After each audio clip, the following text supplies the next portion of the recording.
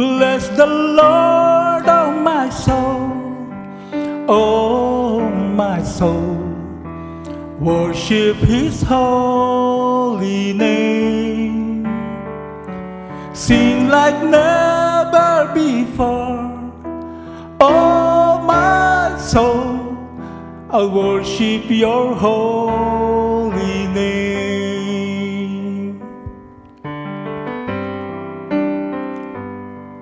The sun comes up, it's a new day dawning. It's time to sing your song again. Whatever may pass and whatever lies before me, let me be singing the evening comes. Bless the Lord, oh my soul, oh my soul. Worship His holy name. Sing like never before, oh my soul.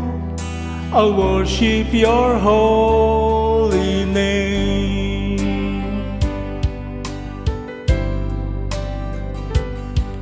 You're rich in love and you're slow to anger. Your name is great and your heart is kind.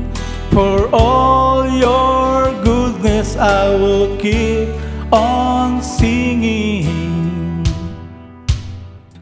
10,000 reasons for my heart to find. Bless the Lord, oh my soul, oh my soul. Worship His holy name. Sing like never before, oh my soul. I'll worship your holy name. Bless the Lord, oh my soul, oh my soul. Worship His holy name. Sing like never before, oh my soul. I'll worship your holy name.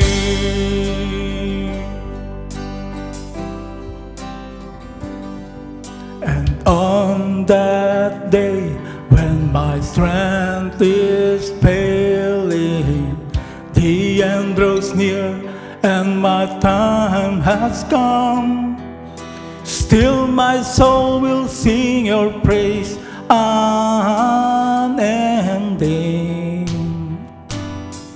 10,000 years and forevermore.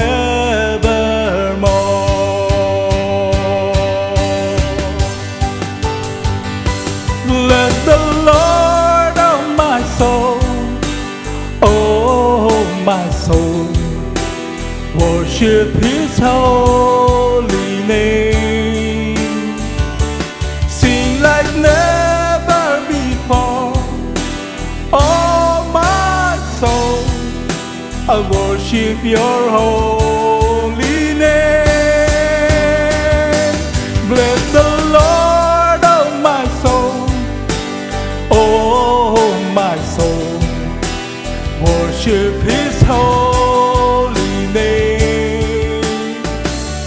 Sing like never before, oh my soul. I'll worship your holy name. I'll worship your holy name. I'll worship your holy name.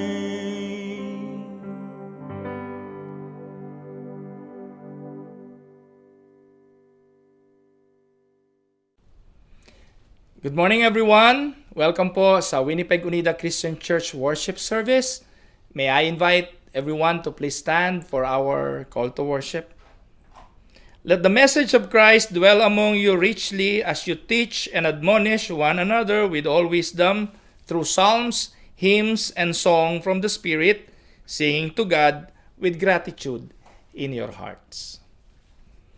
Manatili tayo sa pagkakatayo at sabay-sabay po nating sambitin ang atin pong sinasampalatayanan. I believe in God the Father Almighty, Creator of heaven and earth. I believe in Jesus Christ, God's only Son, our Lord, who was conceived by the Holy Spirit, born of the Virgin Mary, suffered under Pontius Pilate, was crucified, died, and was buried. He descended to the dead. On the third day he rose again. He ascended into heaven, and he is seated at the right hand of the Father, and he will come to judge the living and the dead. I believe in the Holy Spirit, the holy universal church, the communion of saints, the forgiveness of sins, the resurrection of the body, and the life everlasting. Amen. Tayo po'y makakaupo na, but I urge you to remain in the spirit of prayer, and let us commune with the Lord in prayer. Maraming pong salamat, amin pong Amang makapangyarihan sa lahat, sa umaga pong ito ng aming patuloy na pagsamba, ay linisin mo po ang aming mga puso, gawin mo po kaming karapat-dapat sa pagpupuri at pagsamba namin ngayong araw na ito. Ang pagpapahayag ng iyong mga salita ay gawin mong pagkakataon para kami ay turuan, para kami ay sawayin, para kami ay palaguin, para po tumibay ang aming patuloy na pagtitiwala sa iyo. Gamitin mo po, Panginoon, ang panahon na ito ng amin pong pag-aaral ng mga salita bilang instrumento upang iayos namin ang mga bagay na sa buhay namin ay tila hindi ayos. Gamitin mo po ang opportunity ito para maparangalan ang iyong pangalan. Turuan mo po ang bawat isa sa amin, Panginoon, na maging masunurin sa iyong mga kalooban sa aming buhay. Patawarin mo po kami sa mga kamalian na aming nagawa noong mga nakaraang araw at linisin mo po kami at gawing karapat-dapat sa amin pong pagsamba ngayong araw na ito. Ama, bigyan mo po kami ng kumpiyansa na makalapit sa iyo, tumawag at humingi ng mga kahilingan sa aming mga buhay. Nihiling po namin, Panginoon, na mag-provide ka po ng pangangailangan namin sa araw-araw.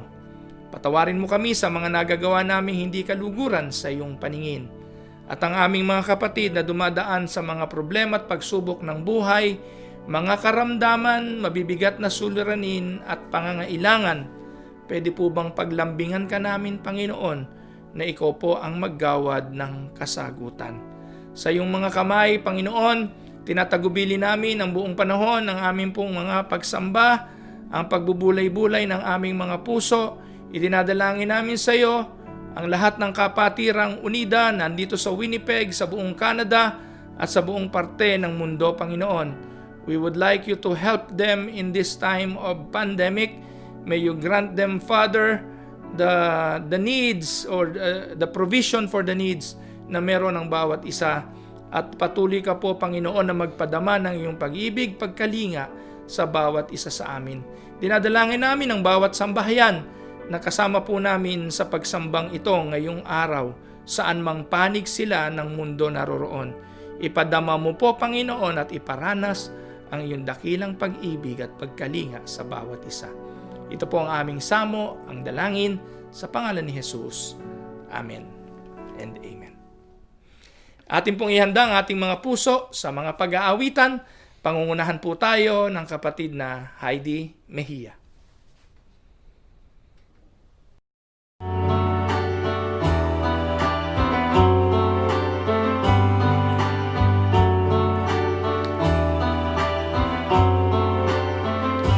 Lord, I come to you. Let my heart be changed, renewed, flowing from the grace that I found in you.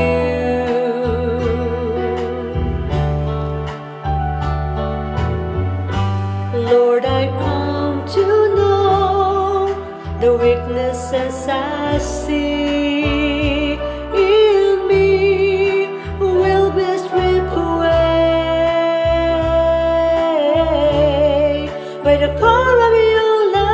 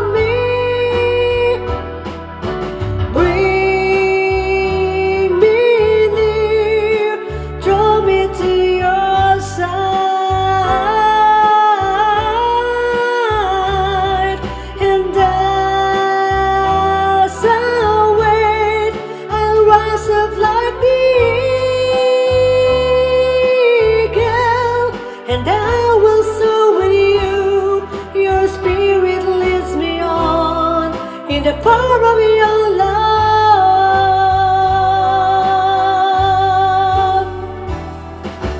Hold me close, let your love surround me. Bring me near, draw me to your side,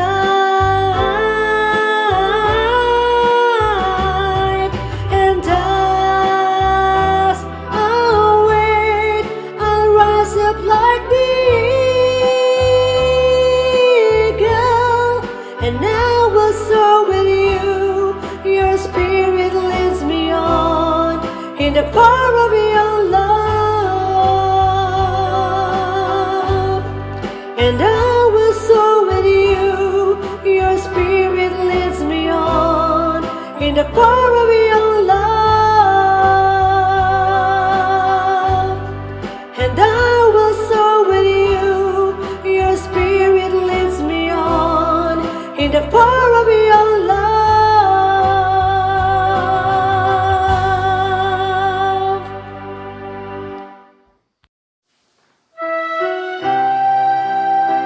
Panginoon, tunay na kay buti mo sa amin.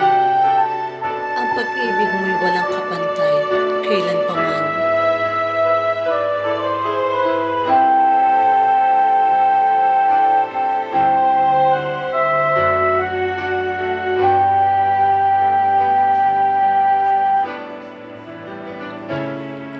Katapatan mo, Diyos, tunay at dakila.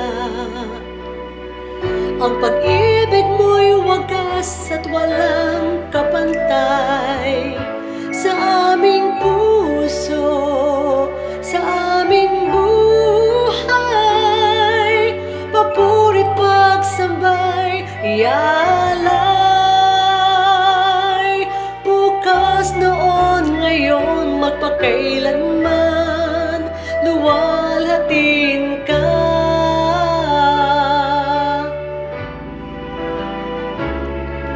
Katapatan mo, Diyos, tunay at dakila. Ang pag-ibig mo'y wagas at walang kapantay sa aming puso, sa aming buhay. Papurit pagsambay, ialay. Bukas, noon, ngayon, magpakailanman, luwalhatin ka.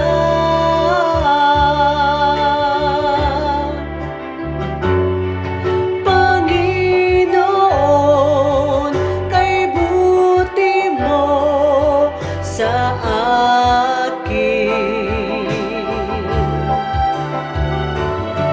Ikaw lamang ang tangi kong sasambahin.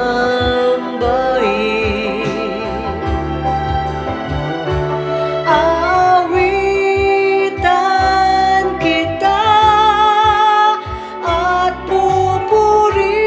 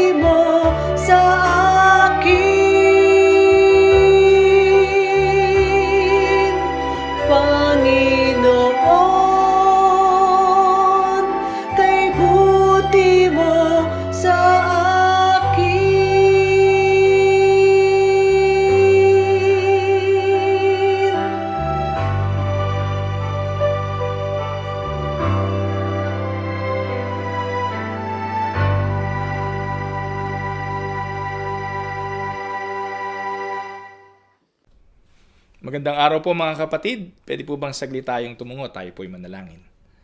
Ama naming Diyos na makapangyarihan sa lahat, gawin mo pong kaluguran ang salita ng aking bibig, ang pagbubulay-bulay ng aming mga puso sa iyo, O Diyos, sa aming Panginoon, aming malaking bato, aming manunubos, aming tagapagligtas. Amen.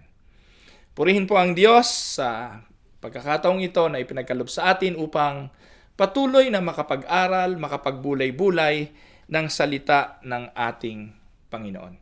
Alam niyo po mga kapatid, ang pinakamahirap daw po sa kalagayan ng tao ay yung dumanas ka sa mga problema at kabigatan ng buhay. Sino nga po ba ang gustong magkaroon ng problema?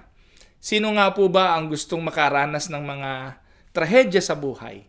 So if we can just foolproof our life at gawin po nating secured, payapa, masagana, maayos ang lahat, sana po ganun ang gusto nating mangyari. Pero alam po natin na hindi naman yun katotohanan at sa buhay na ito, as we journey through life, meron po talagang mga suliranin. Pero alam niyo po mga kapatid, kahit gaano kabigat ang problema at kahit gaano kalaki ang dulot nitong kabigatan sa ating mga buhay, kapag alam mong meron kang katuwang napapasan nito, di po ba gumagaang? At dito po, malaki ang role ng isang kapatid, ng isang kaibigan, ng isang karamay. Pero alam niyo po ba mga kapatid na minsan, itong mga tao na inaasahan natin na magiging karamay, magiging katuwang, magiging kasama natin sa pagpasan ng problema, minsan sa halip na makatulong ay nakapagpapabigat pa. Nakakita na po ba kayo mga kapatid ng bayanihan sa Pilipinas, yung bumubuhat ng mga bahay? Nakakita po tayo ng mga bahay na pasan-pasan ng mga tao para ilipat at i-relocate. Uso po yun sa atin sa Pilipinas. Ang tawag po ron ay bayanihan. At sabay-sabay po yun. Meron pong taga-instruct kung kailan po sabay-sabay na bubuhatin. May bilang po yun eh. Ano po? 1, 2, 3. 1, 2, 3. Lagi pong gano'n. Ano po? May sequence at meron po talagang yung parabang ang pinakamalakas na sandali sa buhay natin ay yung ikatatlo. Ano po? Kasi sabay-sabay po tayo na papasan. Pero aminin natin o hindi, may mga tao roon na hindi naman totoong bumubuhat. May mga tao roon marahil nakakapit lang, pero hindi naman talaga nagbibigay ng puwersa. And to be honest, may mga tao roon na minsan nakakapagpabigat pa o naglalambitin sa halip na makatulong sa pagpasan ay nakapagpapabigat pa. Marami pong ganon na pangyayari sa buhay ng tao. Marami pong mga pangyayari sa buhay natin na minsan ay kailangan natin ng sanay katuwang. Pero hindi natin nakakamit yung inaasahan nating tuwang o gaang o tulong mula sa ating mga kaibigan. Sa araw pong ito, ang tatalakayin ko po ay ang buhay nitong si Job. Hindi po siya lingid sa bawat isa sa atin, lalo na kung kayo po ay mananampalataya. At maganda pong pag-aralan ito kasi alam ko po sa panahon ngayon ng pandemya at sa hirap ng buhay ngayon, marami pong dumadaan sa sitwasyon na marahil ay katulad ni Job na nangangailangan ng pagdamay, nangangailangan ng pagkalinga, at nangangailangan ng comfort ng kanyang mga kaibigan. Tingnan po natin kung si Job po ba ay nakasumpong ng ganitong klase ng comfort sa kanyang mga itinuturing na matalik na kaibigan. Minsan po mga kapatid, ay sumali ako sa isang basketball game. Hindi po ako mahilig mag-basketball. Hindi po kami in-encourage ng aming mga magulang to play that sport. Kasi po alam ng tatay ko na yung basketball ay bunga ng basag ulo nung araw. Kasi po, yung pong lugar na aming kinalakihan, hindi po kagandahang lugar yon. Bagamat nung araw ay talaga namang iyan lang po yata yung libangan ng mga tipikal na kabataan na katulad namin noon, basketball. Pero nakikita po namin na madalas nga ay pinagsisimulan ito ng suntukan, ng basagan ng muka, at dahil physical nga po ang basketball eh. Kaya ang tatay ko hindi po ako in-encourage na maglaro niyan. Sabi niya, tigilan niyo yung basketball na yan. At minsan may mga kalaro po kami na uuwi, bali ang braso dahil po sa basketball, may bukol dahil po sa basketball, napaaway dahil sa basketball, pati mga magulang na i-involve sa mga away bunga ng basketball. Kaya ako po hindi ako natuto niyan. Bagamat kahit pa paano, shoot, Yan, naglalaro po ako niyan. Pero yung league na tinatawag o yung liga ng basketball, hindi po ako sumali dyan. Minsan po akong napasali interchurch. No? At dahil interchurch, walang basag ulo kasi kalaro mo pastor, kalaro mo mga mananampalataya, at ang kalaro mo fellow Christians.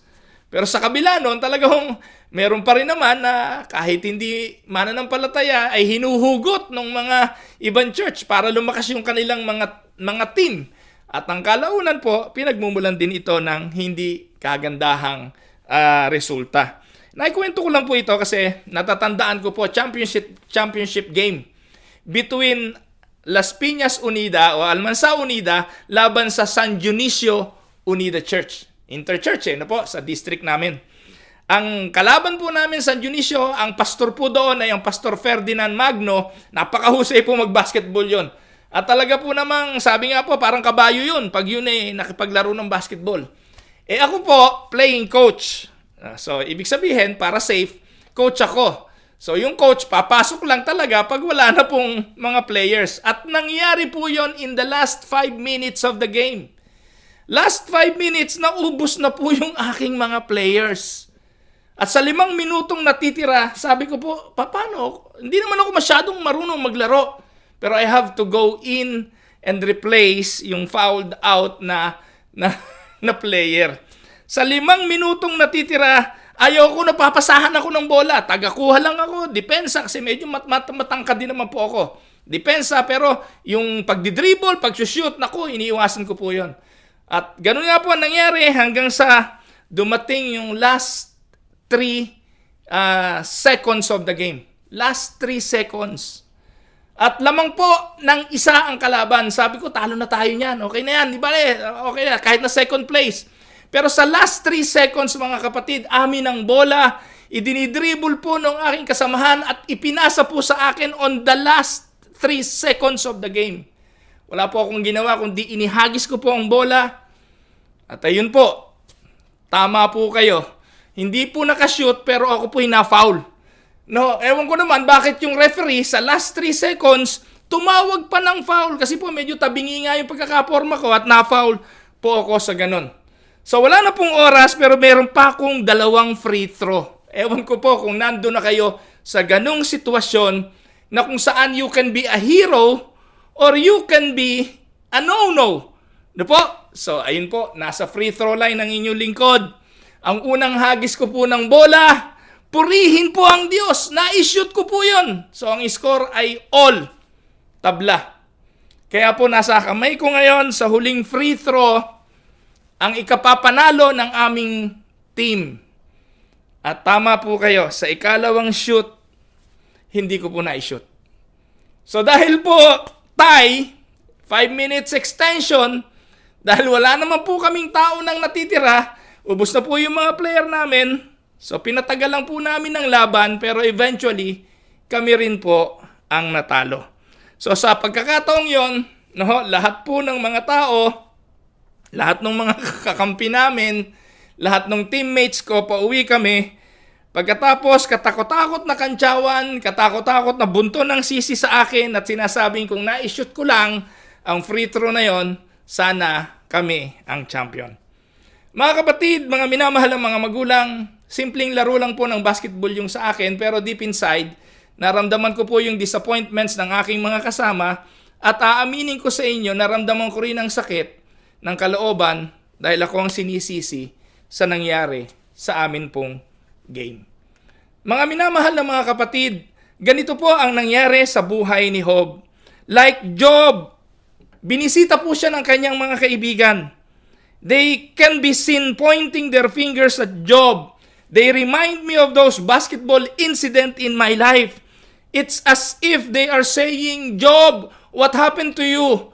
And whatever happened to you, I guess you are the one, you are the culprit, you are the reason why you are experiencing those things. You are guilty, Job. And the reason why you are suffering because it is your fault. With friends like this, who needs enemies? Sa ganitong klase ng sitwasyon, dadalawin ka ng mga kaibigan mo na sa halip na bigyan ka ng comfort, ay sisisihin ka sa nangyari at sasabihin ikaw may kasalanan. Sa ganitong sitwasyon, sasabihin mo, mabuti pang hindi na lang kayo dumalaw. Siguro po simulan natin ang pag-aaral sa pagkilatis at pagkilala sa mga kaibigan na ito ni Job. Let us meet the friends of Job. Sa talata po, ating babasahin, ay binanggit po ang kanilang mga pangalan at ang kanilang mga lahi. Sabi po dyan, when Job's 3 friends, Eliphaz the Temanite, Bildad the Shuhite, and Zophar the Naamathite, heard all about the troubles that had come upon him, they set out from their homes and met together by agreement to go and sympathize with him and comfort him. When they saw him from a distance, they could hardly recognize him. They began to weep aloud, and they tore their robes and sprinkled dust on their heads. Then they sat on the ground with him for 7 days and 7 nights. Ayan, yan po yung kanyang mga kaibigan. Sa unang bahagi po ng mga talata ay makikita po natin ang kanilang mga motibo, makikita po natin ang kanilang purpose, why they want to visit Job, at ang linaw-linaw po dyan, ang sabi, pumunta sila, they come upon him, and they set out from their homes and met together by agreement to go, para daw to sympathize and to comfort him. Ang ganda ng motibo. Ang ganda ng layunin. In fact, sa unang mga talata pong ito na ating binasa, okay na okay po sana. At kung meron po tayong kaibigan, sana itong tatlong ito ang uri ng mga kaibigan na meron tayo.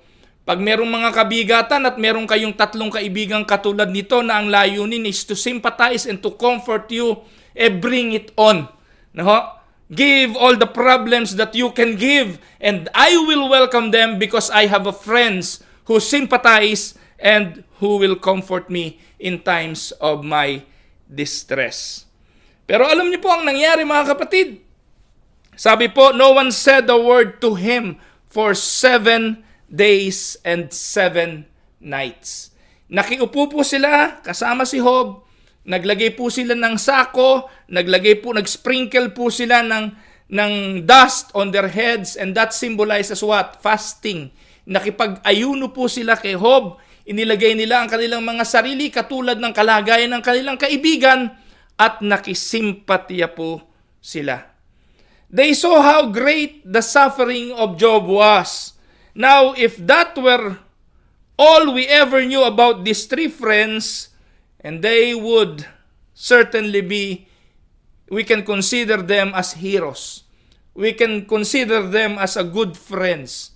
We can consider and conclude right now na napakabubuting mga kaibigan ng mga taong ito. Ito po ay sa panahon ng hindi pa nila pagkibo. Ang problema, when they started talking instead of become heroes, they become zeros. Ewan ko po kung familiar kayo sa mga talata ng Job. Sa talata po ng kasaysayan ni Job, pero makikita po natin ang ugali ng 3 kaibigan na ito ni Job. The vast majority of the book is given over to the speech given by the friends of Job. No po? At makikita po natin dito rin na bawat salita ng mga kaibigan na ito, nagre-reply si Job. Job are suffering, no? And bawat kataga na binitawan ng kanyang mga kaibigan sa halip na maka-encourage, ay lalo pang nagpabigat ng kanyang kalooban. So, their speeches follow a pattern. Si Eliphaz ang unang nagsalita, indicating probably Eliphaz is the oldest among the 3. Then Job responded to Eliphaz. Then pagkatapos ni Eliphaz, nagsalita si Bildad, sumagot si Job. Pagkatapos nagsalita si Zophar, sumagot din si Job. And this cycle from the book of Job repeats itself, no, paulit-ulit in 3 full times.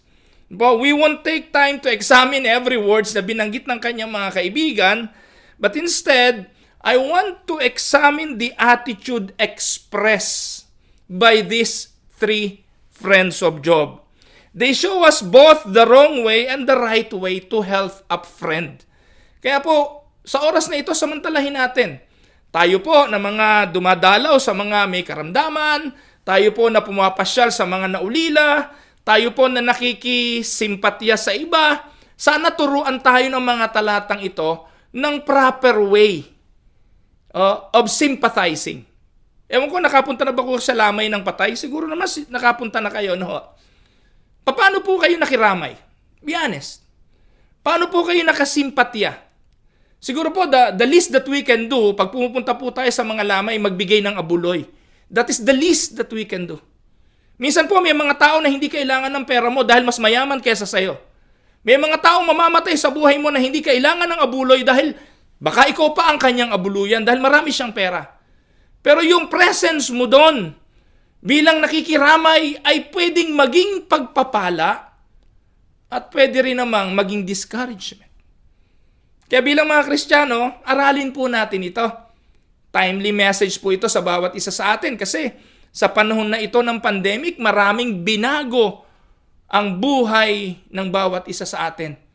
In fact, namatayan po ako ng tatay . Gusto ko pong makauwi pero hindi ko po nagawa. Pero alam niyo po, nakatulong sa akin, hindi lang naman yung mga bigay ng ibang mga tao ng material na bagay . Ang nakatulong sa akin, yung simpatya at pakikiramay ng mga taong alam kong totoong nagmamalasakit. Yung simple message na hindi ko kailangan ng mga verses sa Bible.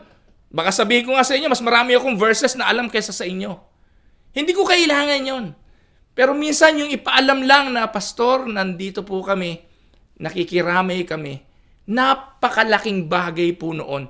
Kesa kung ano-anong espekulasyon at kung ano-anong mga perception ang ibibigay ninyo na madalas ay nakakapagbigay po sa halip ng encouragement ay discouragement sa mga taong ating dinadalaw. Nakuha niyo po? So maganda po ito na ating pag-aralan. There is a wrong way and the right way to help a friend who is hurting. Kumusta ka, kapatid? Are you hurting right now? Na kung ikaw ang hurting ngayon, then you need a friend. Pero hindi lahat ng friend na pupunta sa iyo can be a blessing. Maybe they belong to the group of friends na katulad ng kay Job na sa halip na maging pagpapala ay naging discouragement pa. So aralin po natin ngayong araw na ito, the wrong way to help a friend who is hurting. Yan po ang unang point na gusto kong pagtuunan. Much of what the friend said was theologically correct. Most of the things na binanggit ng mga kaibigan ni Job ay theologically correct. Biblical in essence. But they made two fundamental mistakes. At ano po itong mga fundamental mistakes na ito na dapat po ito'y iniiwasan kapag dadalaw ka sa isang kaibigan o sinuman na dumadaan sa mabibigat na sitwasyon ng buhay. If you're trying to help a hurting friend, you must avoid these two errors. Number one, avoid making false assumption about why they are suffering. Ito po ang mabigat . Pupunta ka sa isang kaibigan, may assumption ka, kaya nangyayari sa iyo yan kasi ganito, kasi ganoon, kasi ganyan. Mga kapatid, wag na wag po kayong magbibigay ng assumption. Kahit po alam ninyo na ang kasalanan o ang kasalanan ng dahilan kaya nagkakaganon yung taong yon. Kahit alam ninyo na naging resulta ito ng isang pagkakamali, wag na kayong pupunta kung ipapamukha nyo sa tao ang bagay na ito sa kanya. Ang challenge nga ay don't make an assumption. False assumption can get you in trouble. I heard about a carpet layer. Yung naglalatag ng carpet. Umalis po yung may-ari at ang sabi doon sa carpet layer, bahala ka na dyan, ilatag mo yung carpet at pagtapos ka na, tawagan mo ako at babayaran kita. Sa pagmamadali po ng carpet layer, inilatag niya, inayos niya. Tapos po, gusto niyang manigarilyo nung natapos na siya, kinakapa niya yung packet of cigarette. Nawawala yung kanyang sigarilyo. Nako, nung makita-kita niya po yung carpet may nakaumbok na kwadrado. Ang assumption niya, nako, yun yung sigarilyo ko. Naipit pala ng carpet. Ang problema, paano ko ngayon ito kukunin? Nailatag na yung carpet. Nalagyan na po ng mga baseboard. So alam niyo po ang ginawa po niya? Kumuha siya ng martilyo, pinagpupukpuk po niya ng pinukpok hanggang sa magkadurug-durug po yun para maging flat na uli yung carpet na hindi na mahalata. So yun sabi niya, ay salamat, buti na flat ko rin. Hanggang sa tinawagan niya na po yung may-ari at ang sabi niya, everything is okay. Pumunta po siya sa kanya sasakyan. Pagdating niya po sa kanya sasakyan, nagulat siya, nandun yung packet of cigarette. Nandun sa kanyang kotse. Ang tanong niya, ano kaya yung pinagpupukpuk ko?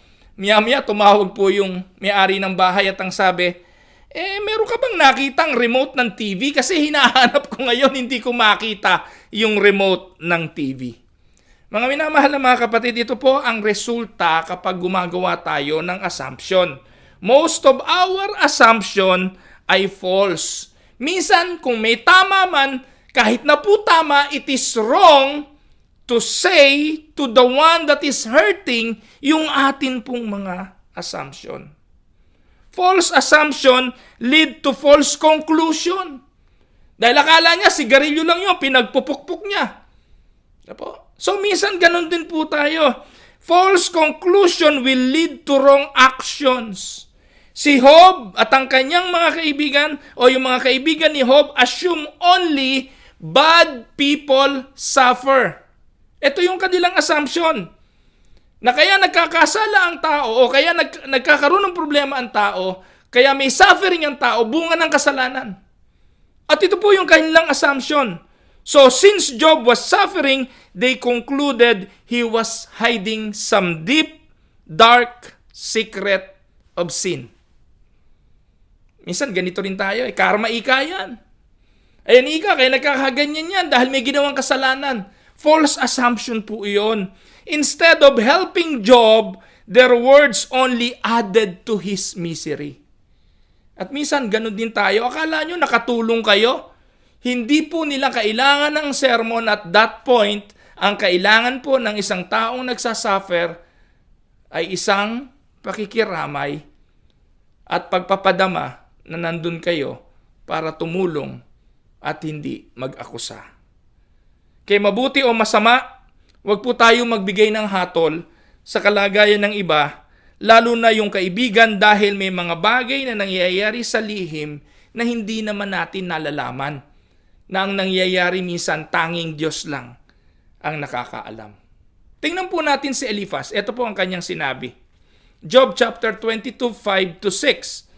Sabi po ni Eliphaz, is not your wickedness great? Are not your sins endless? You demanded security from your brothers for no reason. You stripped men of their clothing, leaving them naked. And you sent widows away empty-handed and broke the strength of the fatherless. That is why snares are all around you. Why sudden peril terrifies you? Why is it so dark you cannot see? And why a flood of water covers you? And this is the question of Eliphaz. As if he knows everything that is happening. And there is no evidence, by the way. There is no evidence Job did any of those things. In fact, sa chapter 1 at sa chapter 2, ang sabi po ng Diyos, si Job was a blameless and upright man. A man who shunned evil. And when you are trying to help a friend who is hurting, be careful you don't make the same mistakes. Dito po, naglitanya pa si Eliphaz ng kung ano-anong mga kataga na parang kilala niya si Job Na parang alam niya kung ano yung nangyayari kay Job. Na parang alam niya na ang totoong karanasang ito ni Job ay bunga ng kanyang kasalanan. Mali po ito. Ano po? So yung pong una, don't make an assumption, a false assumption about their suffering. Pangalawa, don't make faulty assertions about God's will. Ito yung ikalawang bagay na dapat nating hindi ginagawa. In the aftermath ng mga problema like lindol, bagyo, pagputok ng bulkan, lagi pong tinitingnan ng mga tao na kaya nangyari yon ay dahil sa kasalanan. Naalala niyo po ba yung Yolanda? There was a lot of publicly generated publicity na sinabi ng mga tao, kaya nangyari yan dahil sa sobrang sama ng tao.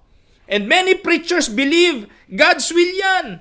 Kaya nagkaroon ng Typhoon Yolanda. Ngayon po, ang mga preacher, kaya nagka-COVID, kaya may pandemic, para parusahan tayo ng Diyos. Mga kapatid, minsan po napaka-irresponsable naman na laging tanggapin ang bagay na yon. Don't make faulty assertions about God's will kasi our mind is not His minds. Our will are not His will.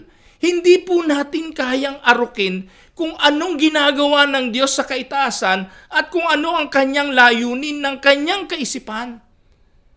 Minsan ang hilig nating maggagaganon no? Minsan po, it is too dangerous to assume and to assert the will of God. Sino tayo para gawin yon? You are on dangerous ground wherever you make sweeping statement about what is and what isn't the will of God. Ang dami na pong nagkaganitong mga palpak at bulaang mga guro na nasa Christian religion. Si Eddie Villanueva, gaano na karaming pagkakataon sinabi niya, magiging presidente siya, magiging ganito siya ng bansang Pilipinas. Di ho ba kabulaanan yun? Ang tawag doon ay false assertion about the will of God. Ano nangyari doon? Nagbago kalooban ng Diyos dahil natalo siya? Dahil hindi siya naging presidente? Minsan nakakalungkot na yung mga Kristiyano declare dito, declare doon, claim dito, claim doon, nang sinasabi nilang kalooban ng Diyos pero hindi naman nagaganap. Huwag niyo pong kakalimutan, kapag kalooban ng Diyos, it will surely happen. And Bildad thought he had God's will for Job's in Job's life figure out. He said, does God pervert justice? That is a wrong way. That is a wrong way. Sabi ni Bildad, does God pervert justice? Does the Almighty pervert what is right? When your children sin against Him, He gave them over to the penalty of their sin.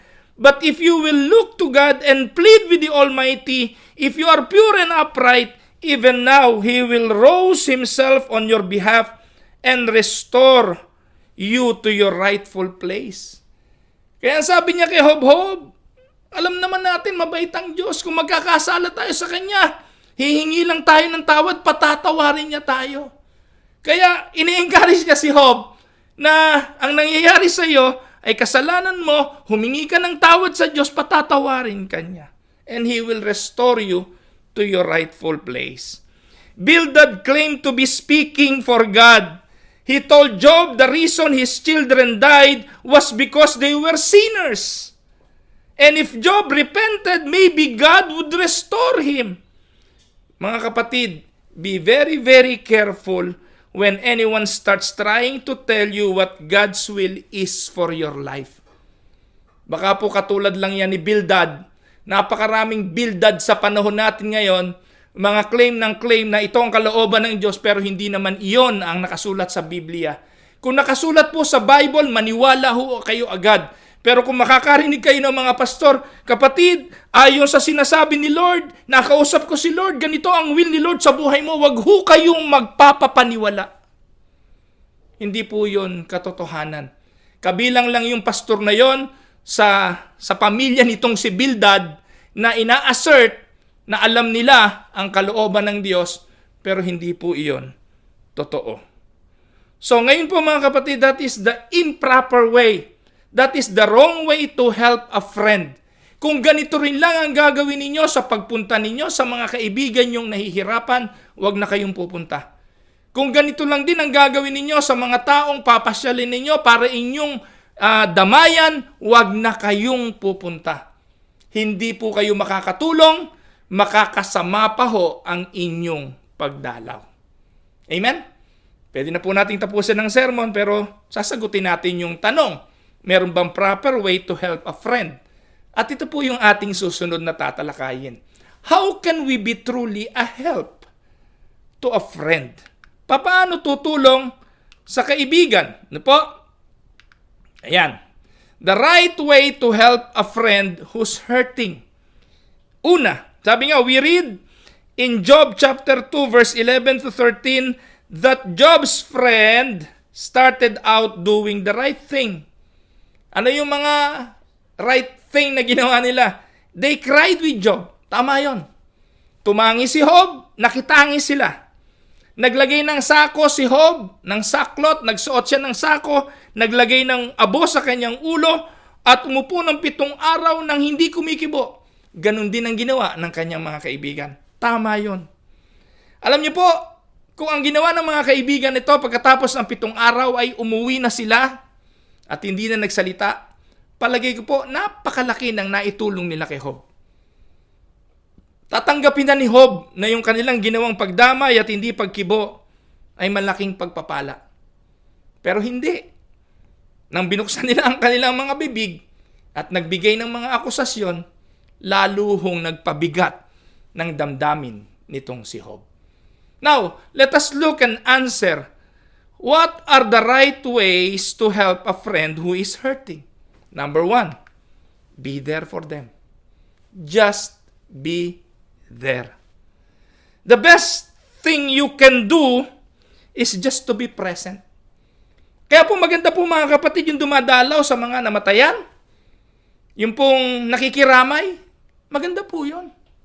Pero pag makikiramay kayo, doon kayo sa harapan ng mga nagdadalamhati. Hawakan nyo ang kamay, damayan ninyo, ipadama ninyo na nandun kayo to pray, to help. Ay naku po mga kapatid, ako po'y lagi sa lamayan, at alam nyo po na obserbahan ko sa lamayan, pagkatapos pong sumilip doon sa patay, mabuti ko nakakasilip, yung iba sisilip, yung iba hindi na sumisilip. Minsan po, yung iba nakikipagkamay lang doon sa namatayan, and that's it. Pupunta na po doon sa kainan. Masakit, pero ito ang totoo. Pupunta doon sa cafeteria, o pupunta doon sa, doon sa lugar kung saan may mga handaan. At doon po, magkakape, kakain, makikipagkwentuhan. Ang tanong, nasaan ang pagdamay? Kaya yung po mga lamay, especially dito sa Canada, especially dito sa Winnipeg, I've been to many funeral services. At yung mga taong pumupunta ron, nakikipagkwentuhan lang sa mga kaibigan. Hoy, andito ka pala. Tuloy, ay, tagal natin di nagkita. May patay yon. At wala silang pakialam kung sino man yung patay doon minsan. At wala silang pakialam kung anong damdamin ng mga namatayan. Wala silang pakialam. Nandun sila sa isang lamesa ron. Kain ng kain doon. Kape ng kape ron. Masaktan na po kayo. Pero wag na kayong pupunta sa namatayan kung ganun din lang ang asal natin bilang mga Kristiyano. Kasi kaya tayo pupunta ron, makikiramay tayo. Be there for them and not for other people. Hindi po ba mga kapatid? Kaya po hindi ako pumupunta sa hindi ko kakilala. Minsan po inimbita ako, Pastor, punta tayo doon sa ganito. Kaya hindi ko sila kilala eh. Kasi po magiging kaaliwan po ako doon sa mga tao na kakilala ako.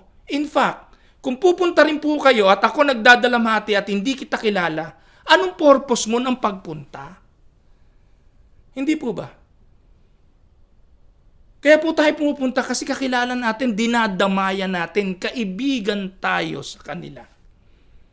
Hindi po tayo makikipagsosyalan doon at makikipagparty. Patay yun eh. Pupunta po tayo dahil nakikiramay tayo. Siguro ako lang yung pastor nagsasermon ng ganito pero masaktan na po kayo. Buksan natin ang isipan natin sa katotohanan. Kailangan po ng ating mga kapatid na nagdadalamhati ay pagdamay. Paano mo ipapadama yon kung ang kausap mo ay iba sa panahon ng kanilang pagdadalamhati? So be there. Sometimes the best thing you can do for a hurting friend is to show up, hug them. Let them know that you are there for them. Pag dumalo sa ospital o sa bahay na may karamdaman, sapat na yung nandun ka. Kung kailangan hipuin ang kamay, hipuin ang kamay. Tanda ng pagdamay at haplos ng pag-ibig. At sapat na yon. Minsan ang pagbibigay ng opinyon, doon po tayo sumasabit eh. Minsan hindi ka makatiis na, naku kapatid, siguro may nagawa kang kasalanan kaya ka nagkaganyan. Pagsisihan mo na kasalanan mo, lumapit ka na sa Diyos. Naku po mga kapatid, hindi po kayo nakakatulong.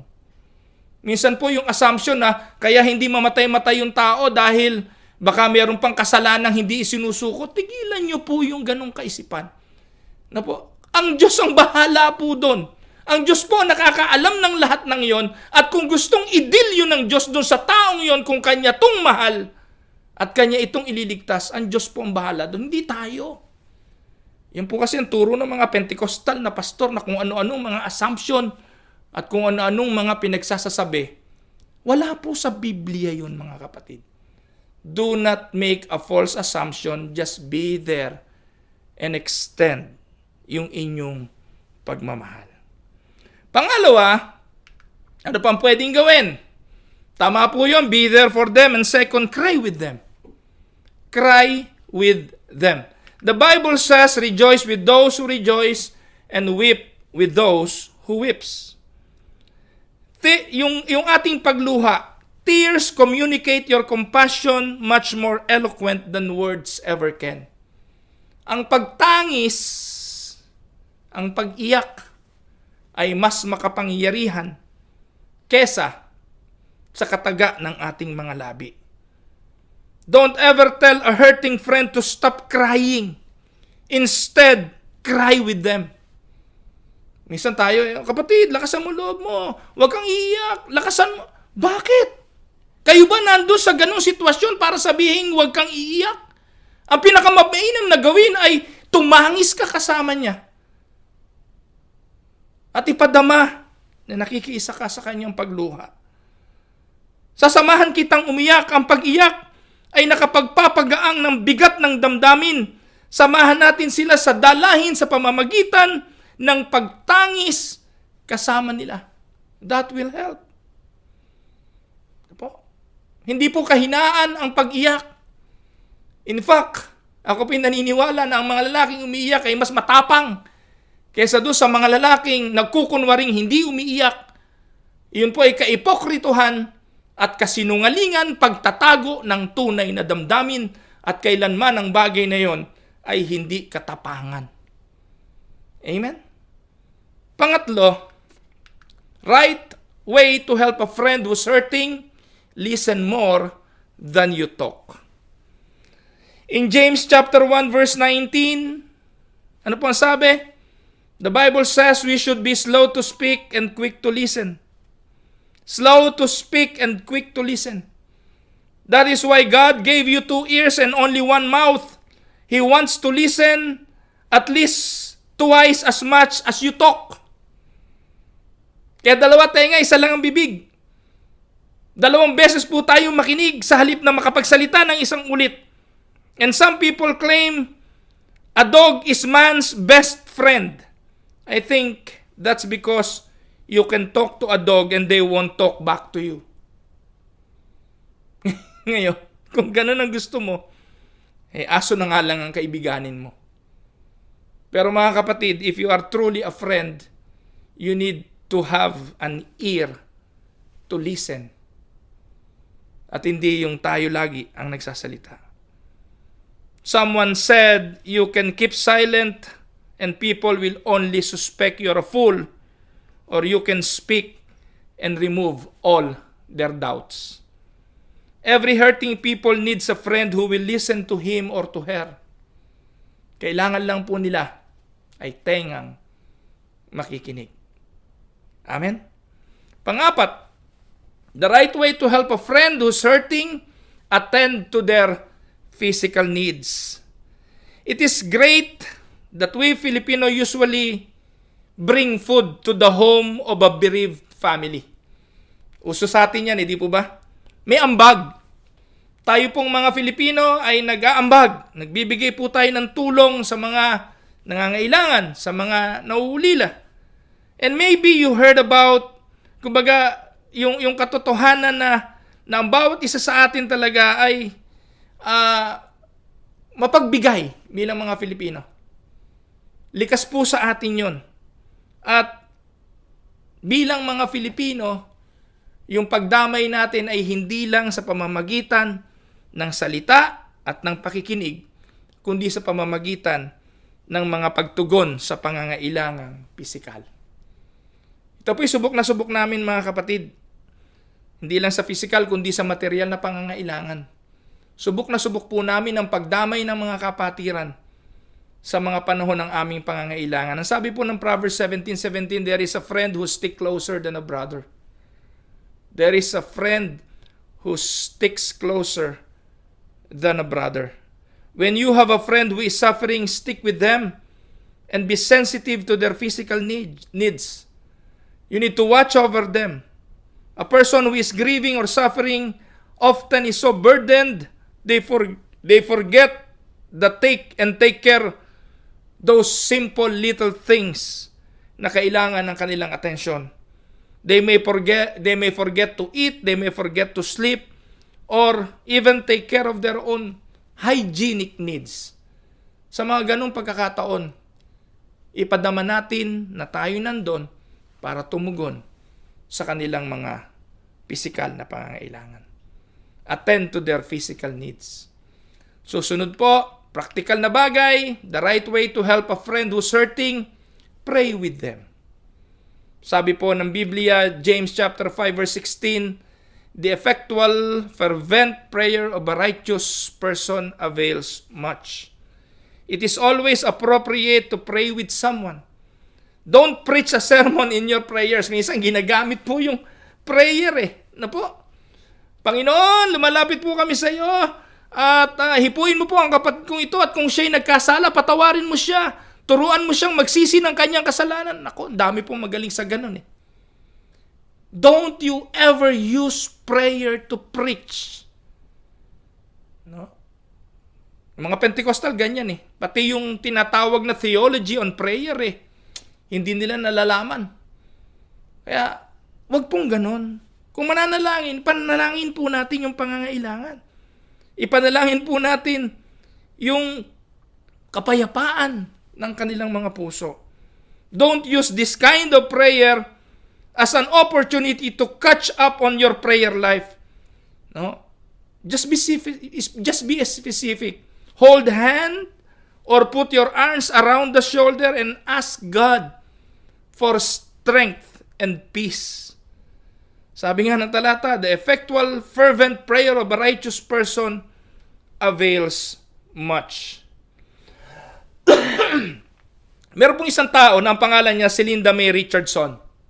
Ito po ay true story mga kapatid. Ito pong article na ito yung nabasa ko. Sabi po, ito po ay sinulat by Linda May Richardson entitled, When I Was Diagnosed with Cancer. Dinalo siya ng 7 kaibigan. Tingnan niyo po ang mga kaibigang dumalaw. Unang kaibigan. Ang sabi po ng kanyang kaibigan, I can't believe you have cancer. I always thought you were so active and healthy. And Linda, when she left, Linda wrote, I felt alienated and somehow very different as she talked about the different treatment options. Yung dumalaw daw na kaibigan, sabi niya, naku, parang hindi ako makapaniwala, may cancer ka, active ka pa naman You are so strong, you are healthy. Pero sabi ni Linda, ang pakiramdam ko, alienated ako. Pakiramdam ko, I am different. Pangalawang kaibigan, ang sabi, Oy Linda, whatever you do, don't take chemotherapy. It's a poison. Nung umalis daw po ang kaibigan niya, sabi ni Linda, I felt scared. And I was confused. Pangatlong kaibigan, dumating ang sabi, Linda, perhaps God is disciplining you for some sin in your life. Nung umalis po ang kaibigan, Linda wrote, I felt guilty. Pagdating ng ika-4 na kaibigan, ang sabi, Linda, all things work together for good.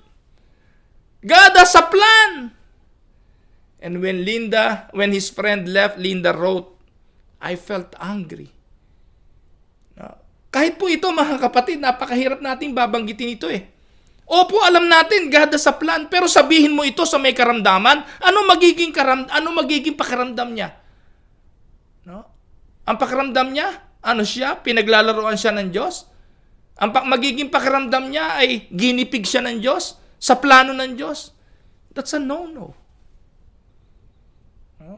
Linda felt angry about this.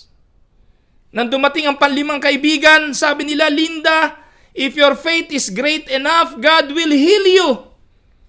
Then Linda wrote, I felt my faith must be inadequate. Para mo nang sinabi na ang hina ng pananampalataya mo, lakasan mo pa pananampalataya mo, gagaling ka. Pang-anim na kaibigan never came to visit her at all. And Linda wrote, I felt sad and lonely. Now, yung pampitong kaibigan na dumating, ang sabi, Linda, I am here. I care. I am here to help you through. Let me pray for you. And Linda said, when she left, I felt loved. And may we all be like friends, number 7. Ito lang naman po ang kailangan hindi po ba? Minsan ang kailangan ay maging kagaya lang tayo ng friend number 7 ni Linda. Now, kung kayo naman ang kagaya ni Job, kung kayo naman ang kagaya ni Linda, ano naman ang magiging damdamin ninyo sa mga kaibigan ninyo who fail you? So ito, magandang sagutin. Halimbawa, kayo yung nagkasakit. Kayo yung namatayan. Kayo yung nasa mabigat na kalagayan ngayon at puro palpak yung mga dumating na kaibigan sa inyo. Ano naman ang dapat ninyong maging damdamin? The best way to respond to a friend who fail you. Number 1, don't deny your disappointment. Sometimes we are like Job's 3 friends. We're trying to help a friend, but let us put ourselves in Job's sandals for a moment. Paano ba sila haharapin? Sabi nga po, the easiest response is just to forget it and pretend it never happened. But because these were friends, hindi naman pwedeng hindi mo ito makikita ulit kasi friends mo nga eh. He wasn't about to let them get away with their false accusations. He refused to just put on a smiley face and just pretend everything was fine. Job never stomped off in a huff and said, "You're not my friends anymore. Get out of this place." Hindi po. Instead, he challenged them for their words and for their accusations. Po? Don't deny your disappointment. Sabihin nyo ito. At si Job, ano sabi ni Job? He said, if I say I will forget my complaint, I will change my expression and smile. I still dread all my suffering, for I know you will not hold me innocent. Since I am already found guilty, why should I struggle in vain? Nakuha niyo po mga kapatid. Job 9:27, ano po ang sabi sa Job 9:27?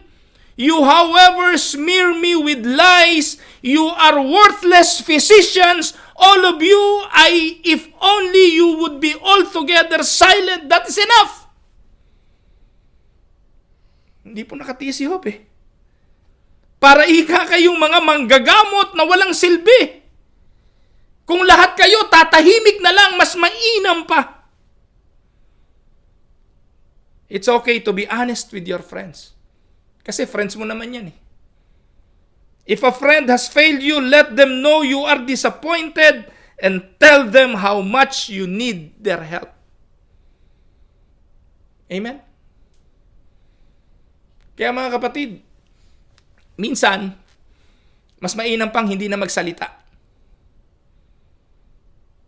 Mas mainam pa na humipo na lang kayo ng kamay at mas mainam pa ipadama ang inyong pag-ibig sa pamamagitan ng mga yakap at pagtangis. Pero kung ikaw naman, ang nasa kalagayan ni Job, na huwag mong pabigatin ang loob mo sa pagkimkim ng sama ng loob, sabihin mo on their faces na mali sila. Sabihin mo sa kanilang mga harapan na disappointed ka sa kanilang mga maling accusations. Amen? Don't deny that you are disappointed with them. Alam niyo mga kapatid, minsan, kapag ikaw naman ang may sakit, importante rin naman na sabihin mo sa kanila ang pangangailangan mo. Mahirap namang makiramdam. Gaya po namin, nakaranas po kami yan na nagkasakit ang aking may bahay. Ang lagi ko lang sinasabi sa kanya, huwag kang makiramdam sa amin. Nandito kami para sa iyo. Sabihin mo kung anong gusto mo, sabihin mo kung anong ayaw mo, sabihin mo kung anong gagawin namin. Dahil hindi namin alam paano ibibigay yung comfort na kailangan mo. Just be honest. And if you are disappointed, then express your disappointment. Pangalawa, the best way to respond to a friend who fail you is don't let them make you bitter. Tandaan po ninyo, pag umalis na yung mga yan, babalik po sila sa buhay nilang normal dahil wala naman silang problema. Pero kung magpapa-apekto ka sa mga bagay na kanilang sinabi, wala na sila, mabigat pa kalooban mo dahil naging bitter ka. It is so easy to get bitter even with friends na matagal nating naging kasama. That is why, alam niyo po, sa church, ang pangunahing dahilan ng mga splits at paghihiwalay sa loob ng church is because of the bitterness we have for one another. The bitterness we have for our pastor, for our leaders, for our brothers and sisters in the church. No? Because people will disappoint us. Totoo naman yun Minsan yung behavior ng ibang mga Kristiyano hindi natin gusto. Kung hahanapin natin lagi perfection sa ating mga kaibigan, wala nun kasi hindi rin naman tayo perfect. So we live in this imperfect world. Ang importante dito, matuto rin tayong umunawa para tayo unawain. Pero when worst comes to worst at ginawan tayo ng masama ng ating mga kaibigan, the best that we can do is don't let them make you bitter. Amen? So, Job was the target of hostility from his friends, but he refused to direct hostility back towards them. So, ang challenge po, when someone insult you, our human nature scream out to say, insult also. Gumanti ng insult sa insult. But Job refused to become bitter about his friends' false accusations. He could have easily said, just wait until you find yourself in my situation. Minsan, madalas ganun no? Sana magkaroon din kayo ng ganitong karamdaman. Sana mamatayan din kayo ng mahal sa buhay. Meron nga kwento sabi, ano tawag doon? Bakit naman hindi mo ako inibita nung namatay ang nanay mo? Pambihira ka, pag namatay ang nanay ko, hindi rin kita iimbitahin. Biro lang naman po yan. Pero ang point ko po dito mga kapatid, huwag tayong gumante ng masama sa masama. Si Job, in spite of the things na ginawa ng kanyang mga kaibigan, hindi siya nagtanim ng galit sa kanila. Ang sabi po ng talata, Job 16:2-5, but my mouth would encourage you, comfort from my lips would bring you relief. He said, I am not going to treat you the way you treated me. I am going to treat you the way I want to be treated. Sabi ni Job, my mouth would encourage you, will comfort you, my lips would bring you relief. Ganyan sana ang gusto kong ibigay nyo sa akin. Pero sa kabila ng ginawa nyo sa akin, ito ang ibibigay ko sa inyo. Amen? Don't let them make you bitter. Pangatlo, at panghuli, the best way to respond to a friend who fail you, pray for them. Pray for them. Ano po ang sabi ni Job? After Job had prayed for his friends, the Lord made him prosperous again, and gave him twice as much as he had before. Job chapter 42, verse 10. Job could have easily said, "Get out of here. You're no longer my friend," but instead, he prayed for them. At ang sabi ng Bible, after he prayed for them, the Lord prospered him. Wow.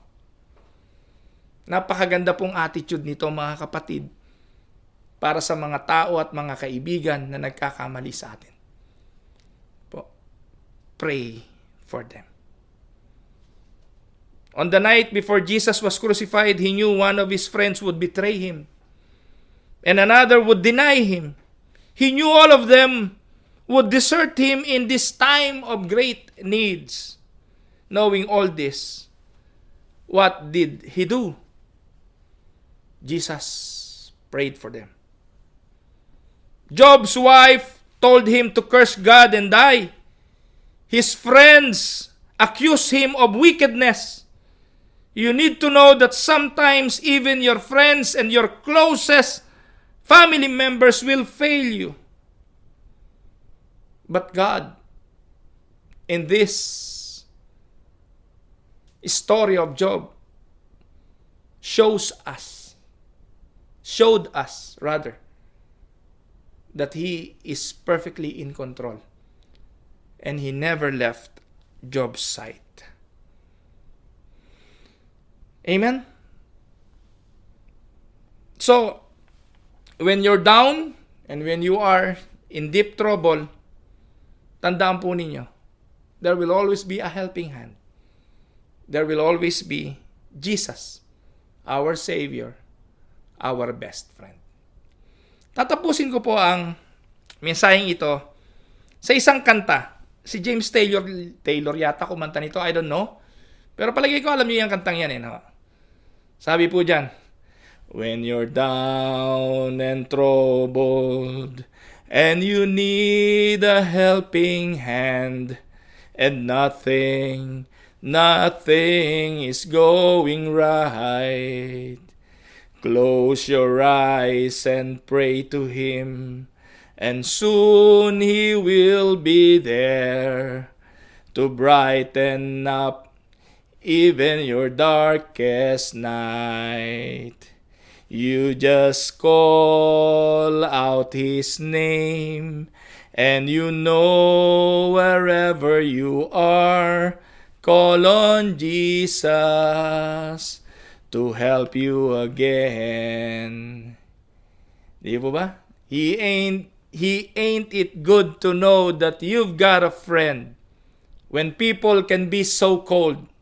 They will hurt you, they desert you, they'll take your soul if you let them. Oh, but don't let them. Don't you know that it's winter, spring, summer, or fall? All you have to do is call, and He'll be there. Yes, He will. You've got a friend. You've got a friend. You've got a friend. Amen? Pasensya na po kayo. Hindi ko lang mo matiis na hindi kantahin yung kantang to. Sapagkat totoo, anumang uri ng panahon, winter, spring, summer, or fall, we have a friend. And Jesus will always be our best friend. Amen? Magandang araw po, purihin po ang Panginoon. Ang papuri, karangalan ay sa Kanya at ang kaluwalhatian ay sa ating Amang makapangyarihan sa lahat. God bless everyone.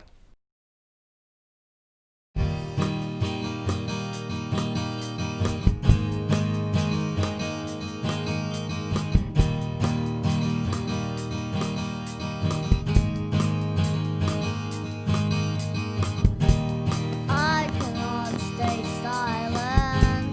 I will not hold back. I want to open up and let the things roll out.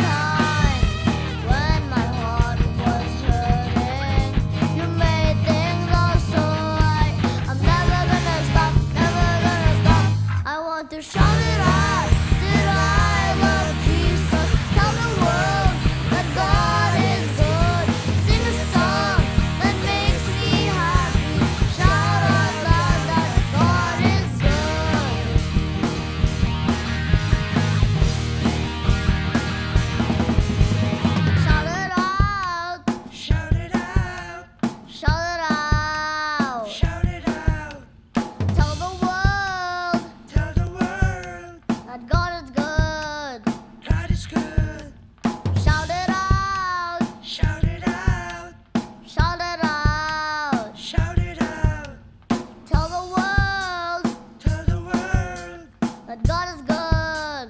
God is good. I'm never gonna stop, never gonna stop.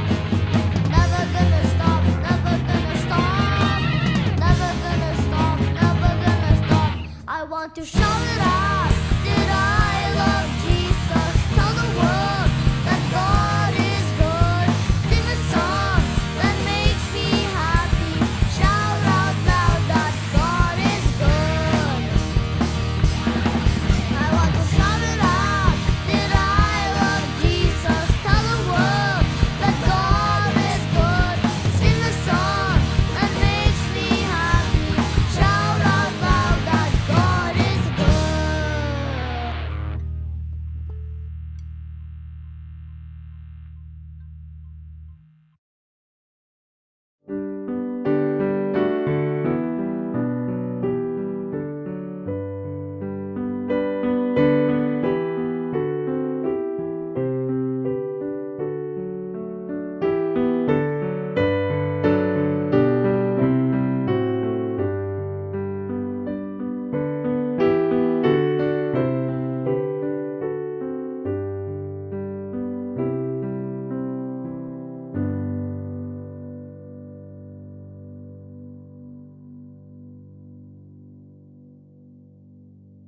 Inaanyahan ko po na tumayo tayong lahat para po sa pangwakas na panalangin.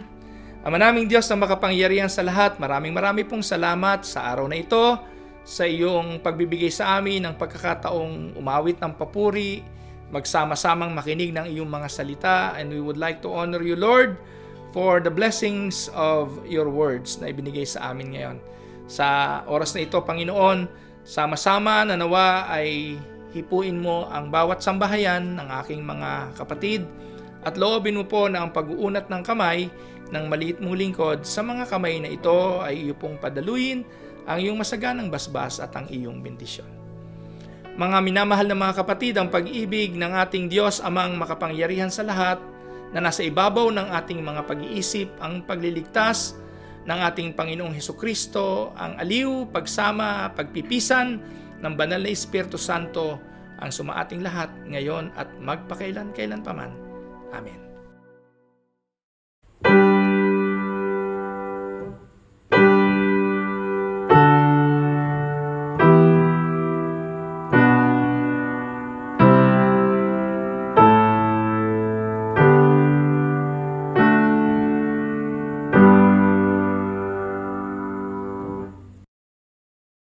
Purihin po ang Panginoon, mga minamahal na mga kapatid. Narito po muli tayo para sa ilang mga paalala.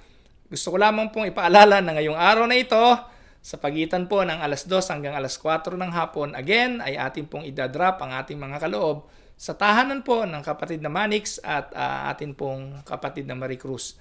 Alam na po ito ng mga Kapatirang Unida kung saan po ito. So, yun po, ito po ay third week ng atin pong buwan. And every third Sunday of the month ay atin pong kinokollect ang atin pong mga offering. So, ipagpaumanhin po ninyo sapagkat I guess this is the best way that we can do our offering. Pero wino-work out na po ng ating mga kapatid sa bangko ang pagsasaayos po ng direct deposit. Siguro po, by next week ay i-announce po namin sa inyo kung paano pwedeng gawin ang direct deposit para po diretso na sa account natin sa bangko ang atin pong mga offering. Pero for now, hanggat wala pa hong announcement on how we can do it, we will drop off our offering sa tahanan po ng Assistant Pastor Kuya Manix Cruz at ni Ate Marie Cruz.